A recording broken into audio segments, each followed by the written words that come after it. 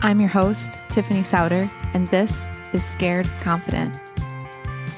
So when I think about this idea of casting vision for yourself into the future when you're young, there's like two places. One is, what do you want your organization to look like? And I'll speak to that first. And then the second is, well, what do you want your life to look like? What does it mean for you as a leader individually? As it relates to the organization, is it possible to be able to create a vision 5 to 10 years into the future that's going to stick when you're in the first, couple of years of the journey? Like, is that possible? I'm going to answer, I don't know, because I have a few data points. But what I can tell you that has been the same in my journey with Element 3, even though I would say our vision has become more crystallized over time, it's evolved, pieces have come into more focus, and so we can use more precise words to explain it. And I would say that makes it easier for other people to talk about it in the same way that I do. The things that are the same is that we knew we were going to be excellent. That was the same. And we've said that different ways. I think it started with me just wanting to know, can I individually have professional excellence? And could I create an environment where I could know that that was true, that there was a space in the world where I could be professionally excellent? And then that evolved to a place where there was sort of internal vibe at Element 3 where we said we were competition killers. It was this idea of we wanted to be better than our peers. And some of that had a bit of a hard edge to it that I don't know served us very well, but we wanted to challenge the way that things had been done.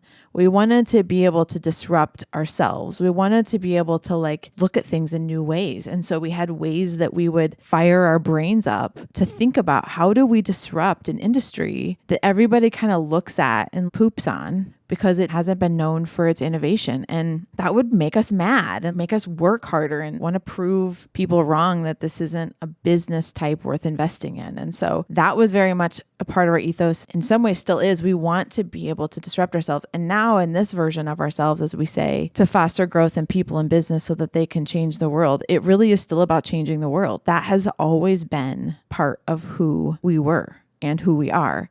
And so I think the products and services that you're in almost every business are going to continue to evolve. But that core feeling, that core vibe, I think very much stays the same. And the way that you're able to articulate it, I think gets clearer over time. And I think making sure you don't look at it as a sign that you have it wrong if you find yourself refining it every year or 3 years, because it does come into crisper focus for you as an entrepreneur, or at least it did for me, about what do I really mean by this? And I was 24 and a half at the beginning of the journey, and I'm almost 42 now.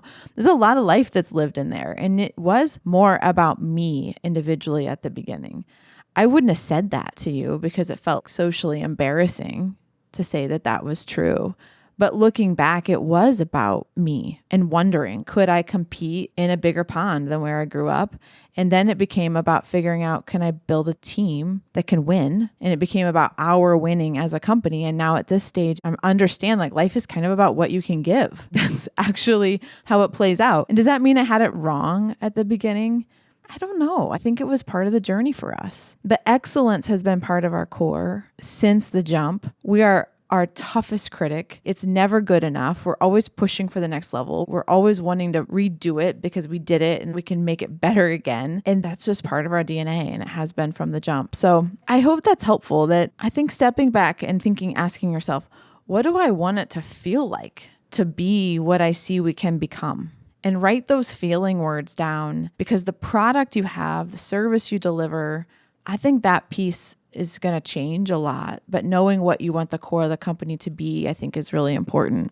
And then on the personal side, as a leader, again, for me, I'm very intuitive. And so it's not this rational set of rules for me. I really love to live life in a way that to other people looks on the edge. Like my days are a little too full. I'm 12 seconds late to a meeting. I've got to drive 13 miles above the speed limit to get to my next meeting. I love that feeling. I love it when my life feels that way. I'm maximum productivity when that is what it's like. So when I say, what did I want my life to look like? I wanted it always to be full. So the things it's full of today is very different than the things that it was full of 10 years ago, the stuff on my calendar. but it's still very full. And I will probably always live a very full life because it's how I experience maximum feedback from life. I don't need rest every day. I need to sleep, but those types of things. So that's how I want my life to feel. And so what it consists of has continued to change. And I talk on the podcast about creating a purposeful life of and. I have set these long-term ands for myself. I said when my kids were born, when they're in middle school, I want to have more time flexibility. So I had 11 years to figure out how to make that true for myself. That was something that I wanted. That doesn't mean my life is less filled, but it does mean I have more capacity for, I ran a bunch of people to practice this morning and to a dentist appointment. And 10 years ago, I didn't need to do that for some of it, and I wouldn't have done it for other pieces. But that was a goal that I had. And so I had to strategically figure out, how do I make that such that I have more time capacity for those things, but I'm not any less full. It's just filled with different things that I've chosen.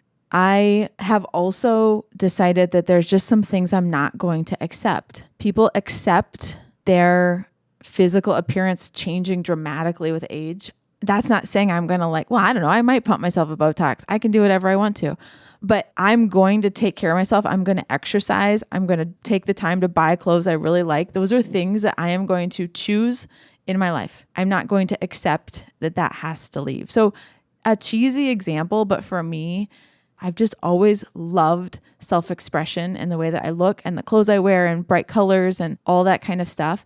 And I didn't want to accept that life was going to take that from me, that I was going to get too busy to do those things that I just really love to do. And so I think as you evolve as a leader, what are the things that I don't want to deteriorate out of my life that I'm not willing to sacrifice? I think about the same thing in my marriage. Why is it that newlyweds and people on movies are the only ones that have great marriages? That's stupid. Why do we accept that as the outcome? And how do you pick something different for your life? So that doesn't mean to say that there haven't been seasons where some of those choices have been harder to manage than others. That would be naive to say that that's not true.